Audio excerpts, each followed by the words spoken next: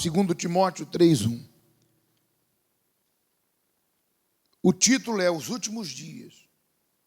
Sabe, porém, isto, que nos últimos dias sobrevirão tempos trabalhosos, tempos difíceis, porque haverá homens amantes de si mesmo, avarentos, presunçosos, quer dizer, amante de si mesmo seria egoístas, né? Soberbos, blasfemadores, desobedientes aos pais e mães, ingratos, profanos, sem afeto natural, irreconciliáveis, né? Quer dizer, que você não consegue se reconciliar com a pessoa. Caluniadores, intemperantes, cruéis, sem amor para com os bons, com o próximo, traidores, obstinados, orgulhosos, mais amigo dos deleites, dos prazeres, do que amigo de Deus, tendo aparência de piedade, mas negando a eficácia dela. Destes, diz o texto, afasta-te. Aqui nessa palavra de Timóteo, o próprio Espírito Santo nos mostra a real situação do mundo em que nós vivemos, que é um mundo mau. Quando a Bíblia diz que o mundo jaz no maligno, é porque as pessoas que vivem nele estão no maligno. Veja que quando a pessoa ela é espiritual, ela nasce de Deus, ela tem a mente de Cristo, ela consegue entender sua posição nesse mundo. Ela consegue entender a sua posição, ela, porque eu não posso responder pela minha esposa, pelos meus filhos, eu respondo por mim, pela minha fé. Não é porque eu estou na igreja e meu familiar está na igreja que ele está na mesma fé do que eu. Não, ele tem a dele, eu tenho a minha. Não foi isso que o Espírito Santo revelou? A fé que tenha para ti. Então, eu sei a minha posição.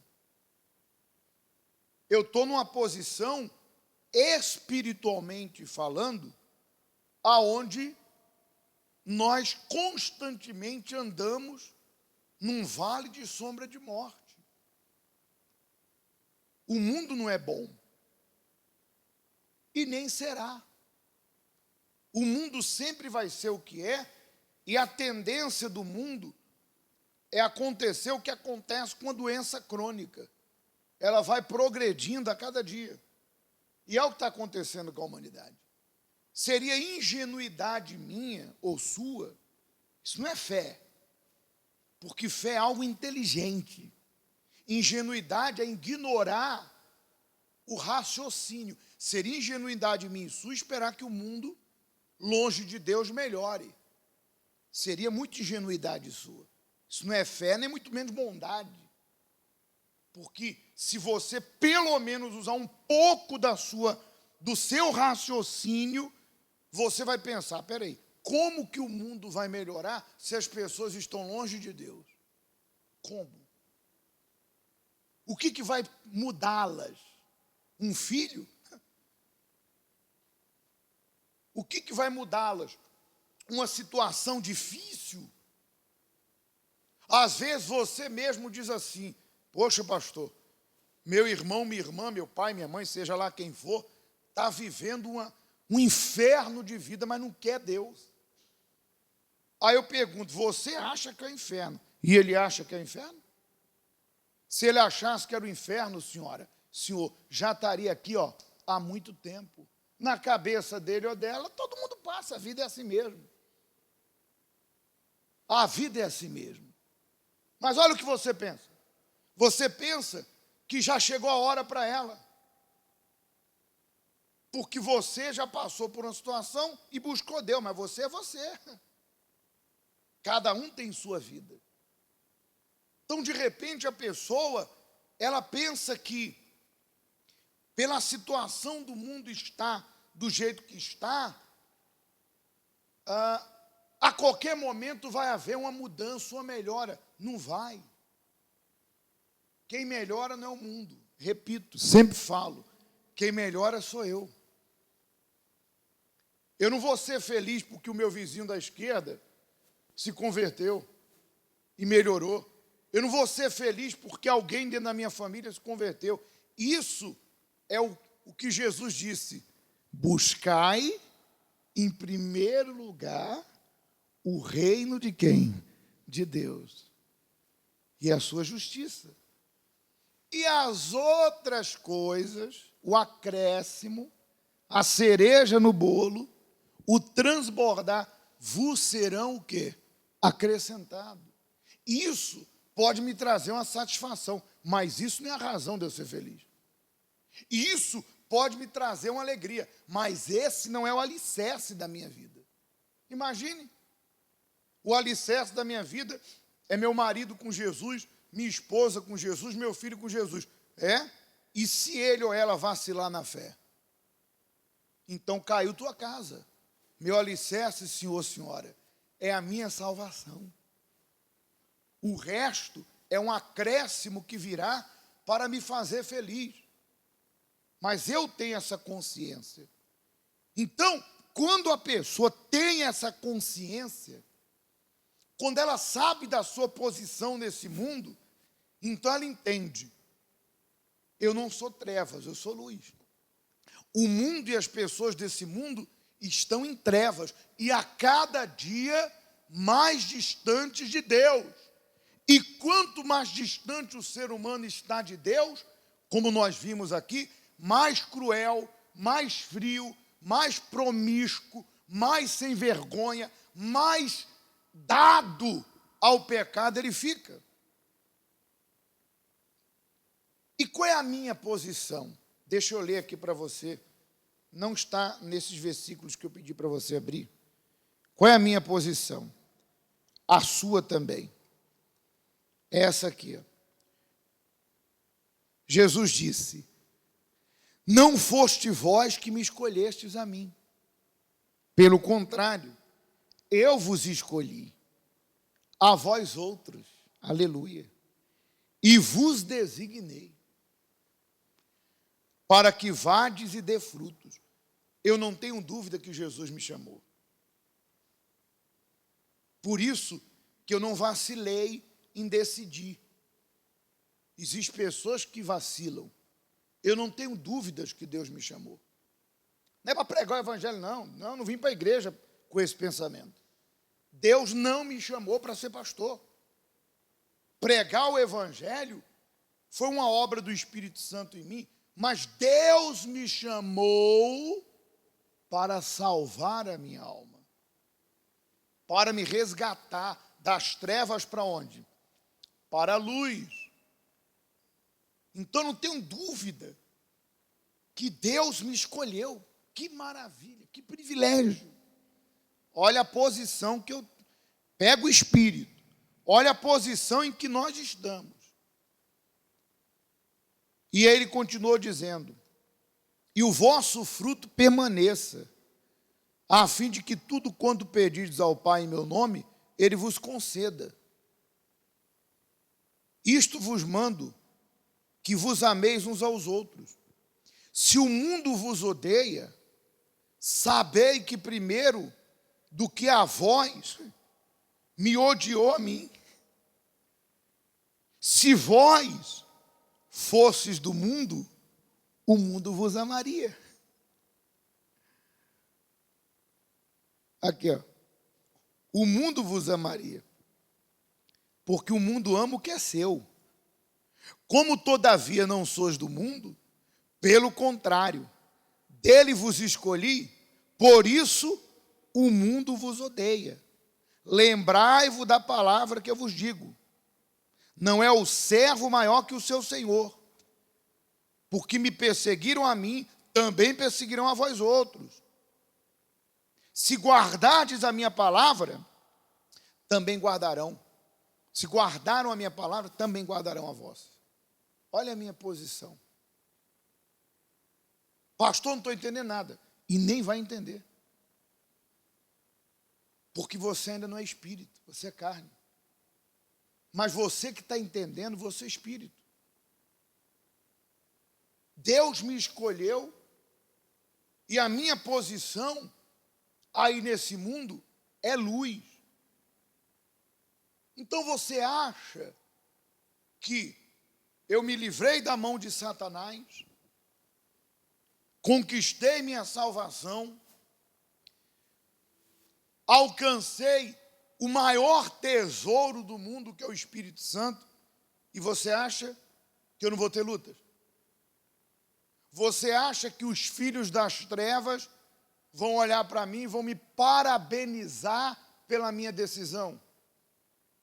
Você acha que o próprio Satanás, ao qual eu era propriedade dele, ele não vai fazer nada para me pegar de volta? Aí você é ingênuo mesmo.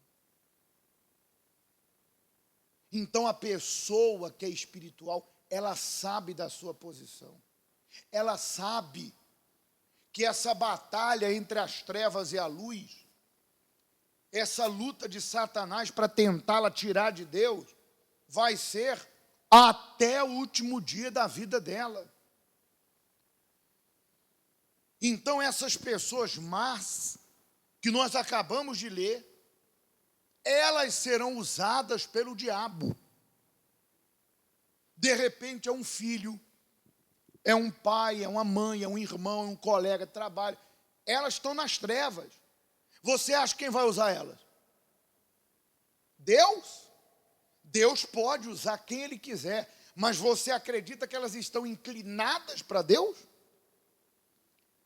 Deus usa uma pessoa que não é dele quando Ele quer cumprir o plano dele na vida de alguém. Mas essas pessoas que estão dadas ao mal, você acha que quem que vai usá-las? O próprio diabo.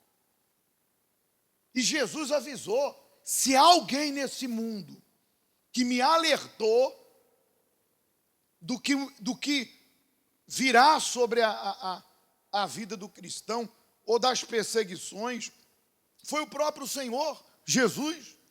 Ele sempre alertou: no mundo tereis aflições, tenha bom ânimo, eu venci, você vai vencer também. Mas a partir do momento que eu sou de Deus, senhora e senhor, a partir do momento que eu tenho a minha salvação, eu tenho uma vida com Jesus, não tenha dúvidas que o inferno não está satisfeito com isso. E o diabo vai usar os deles. E o que mais tem nesse mundo são pessoas o quê? Longe de Deus. E por que nos perseguem? Porque nós já não somos mais deles. Quando eu e você éramos do pecado, o mundo nos amava.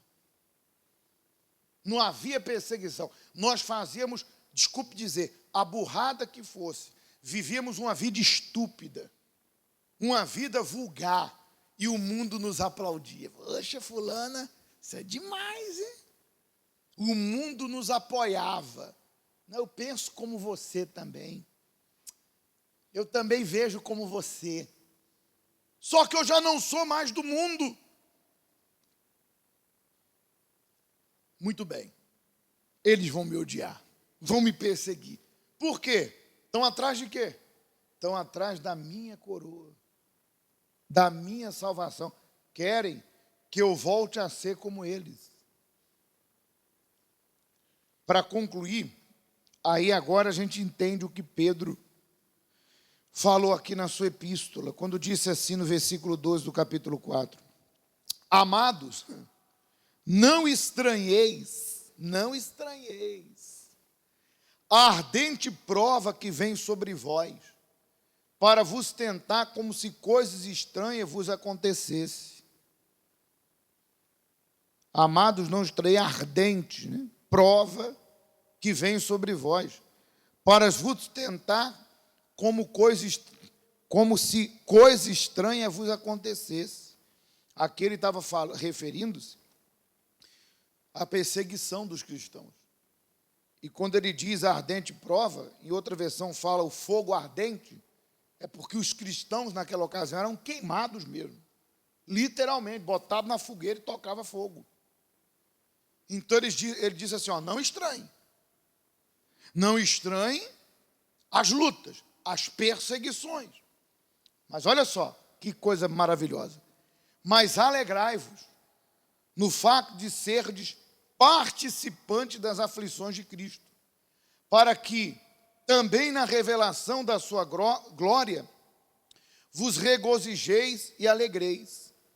Se pelo nome de Cristo sois vituperados, perseguidos, humilhados, bem-aventurados sois, porque sobre vós repousa o Espírito da glória e de Deus, quando a eles, é ele sim blasfemado, mas quanto a vós é glorificado.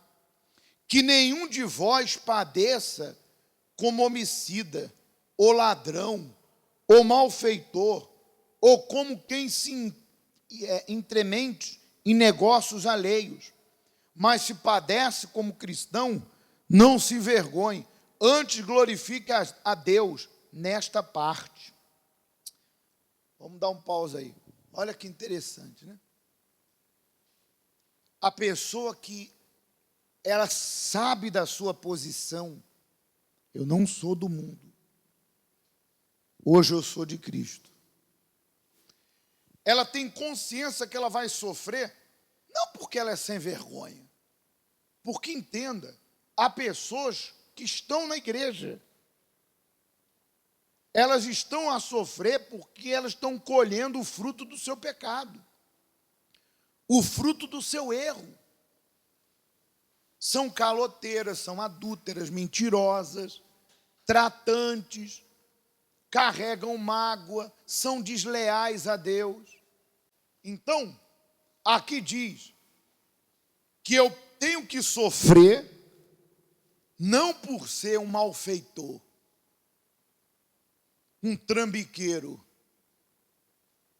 A pergunta é, você que está passando por lutas, será que essas lutas é porque você já não é mais do mundo? Olha a posição. Será que essas lutas é porque Satanás está querendo pegar de volta a tua alma? E ele está usando os deles, que a gente acabou de ler, para tentar te perseguir? Ou de repente você está sendo perseguido porque você está dentro da igreja, ouvindo a verdade e vivendo na mentira? Então o diabo, ele está agindo na sua vida porque você ainda é dele. E ele está agindo dentro da igreja. É diferente de você estar passando por provas por causa da sua fé em Jesus. Além de haver uma disposição, espiritualmente falando, quando você não é do mundo, é salvo, há uma certeza e uma satisfação. Deus está comigo. E quando a pessoa está a sofrer porque ela é má, dentro da igreja, primeiro, não há disposição, há desânimo. E segundo, ela própria na sua consciência sabe que aquela situação é fruto dela não obedecer a Deus. Responda para você, quais dessas duas condições você vive? Você é perseguido porque sobre você repousa a glória de Cristo? Porque você assumiu a fé, abraçou Jesus, você já não é mais desse mundo podre?